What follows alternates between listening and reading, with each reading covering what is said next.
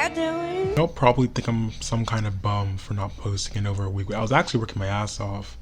I spent 2 days editing a vlog, which I thought was pretty good. When I downloaded the video, it corrupted. And I already deleted the original and all that other technical shit. I was so fucking angry, like, I just wanted to delete my entire channel and like, just kill myself. But who cares about that mopey shit? We are here to celebrate something special, something dear to me actually. It's America's birthday.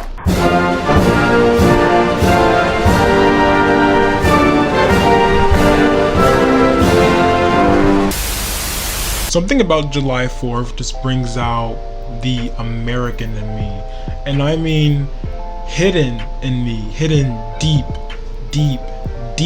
down in me. One of the rare few times you'll ever see me being patriotic.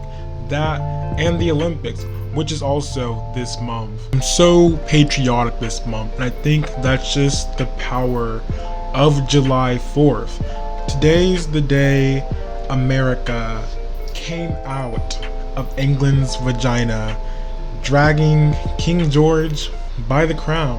I think to really capture the meaning of July 4th, we have to go back to the beginning, all the way back, before America was even a thing, to see what led to July 4th. Honestly, I had to dress the part with my all expensive, all exclusive American sweater. Disclaimer, this is all stuff I learned back in middle school. I'm like a high school senior now, actually, so take all discrepancies up with corporate. I just work here. Tale starts somewhere in England, probably the throne room. Don't know why, that's probably just where shit goes down. So you just have all the colonizers in one big room, because that's what they are, colonizers. About Christopher Columbus and this new landmass he discovered, trying to find a quicker route to India because the dumbass couldn't read a map. He wasn't even the first European there actually. Before him it was Abor, and before Abor it was a Leaf. Anyways, King George is like, we gotta colonize this place, and everyone else agrees because it's better than being decapitated. Everyone's excited and on board because this is like an elementary school field trip, going someplace they've never been before, and the ships are their buses. And obviously on field trips, it's bring your own lunch or just get a lunch from the school. But most of these guys are peasants anyways, so they all probably brought, we'll just say tea and biscuits, because that's what the British love. So on the trip there, a lot of people die on the ship. Don't know why. Disease, being on ship for too long, you know, things just start appearing like herpes, AIDS, scurvy. North America, and a bunch of colonies just start popping up all over the map, and I mean like all over. The most famous being a wee little town called Jamestown. There's even a small indie movie about it. The town's leader, John Smith, meets the nearby tribe's native chief's daughter, and they fall in love. Or he kidnaps her, same thing. And there was another colony called Roanoke. I think everyone there disappeared. No one knows where they went or what happened to them. No one really cares. Leave it to Pennywise. Back to the story. Time goes on, these guys are building new settlements, starting major cities, having babies, the devil's tango. Anyway, so it's a new generation, and these guys have never been to the motherland, England, home of the Queen. And so these guys, they're not even English anymore. They don't like tea, they don't like biscuits. They're just living their life. So while the colonizers are over, well, wait, they're both colonizers. While the colonists are in North America having sex and building stuff, you know, the usual. Back in Europe, the motherland, France and England are still at war. And back then, they were like the only superpower, so this basically expanded everywhere. This war extended to North America, because their beef was just for everybody, I guess. Nothing major, just basic territorial shit. This is our land. No, it's not. Why don't we start killing each other?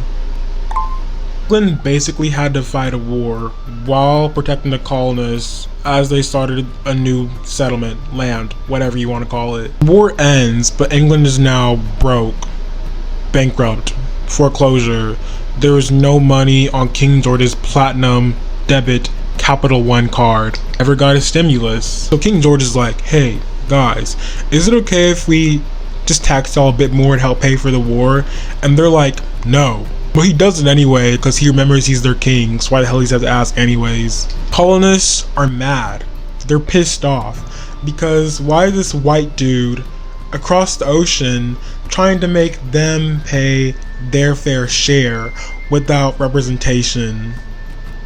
We're not having it. I don't remember any of the laws or taxes passed. Let me try to remember. It's been so long. The Post Paper Stamp Act, the Stamp Act, the tea tax. I think there was one on paint. I don't know. Anyways, the colonists are mad about this, and a bunch of different stuff, conflict starts happening between the British and the colonists. They're at each other's throats. They don't like each other. This happens in Boston. I don't know why. Maybe Boston was just a dangerous place to be around during the Dark Ages. Boston Massacre, the Boston Tea Party. And obviously the massacre was bad.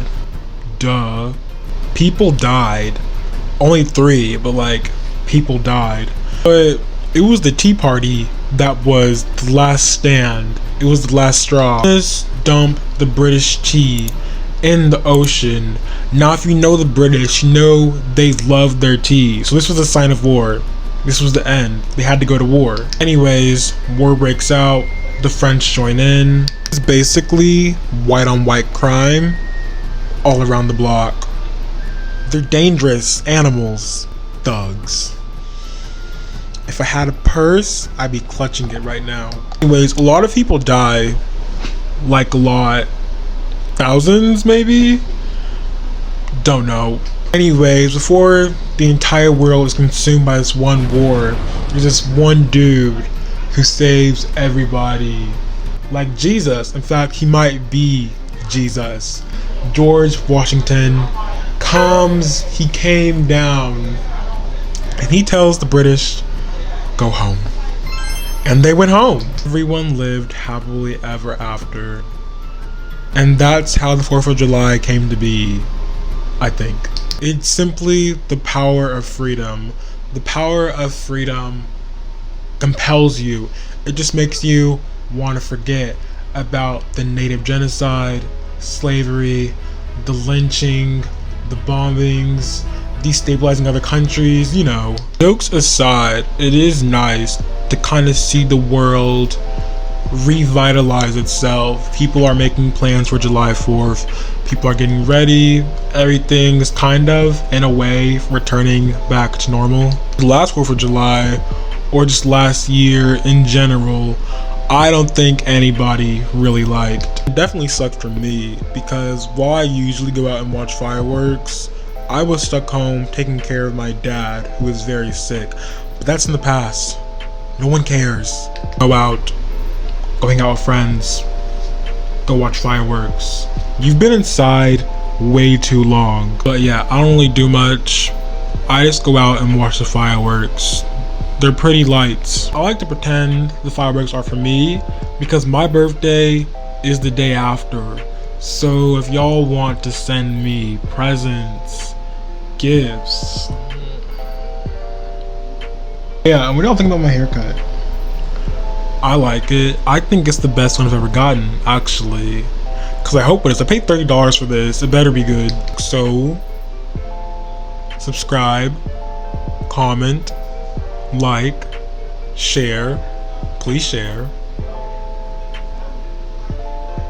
and go commit war crimes.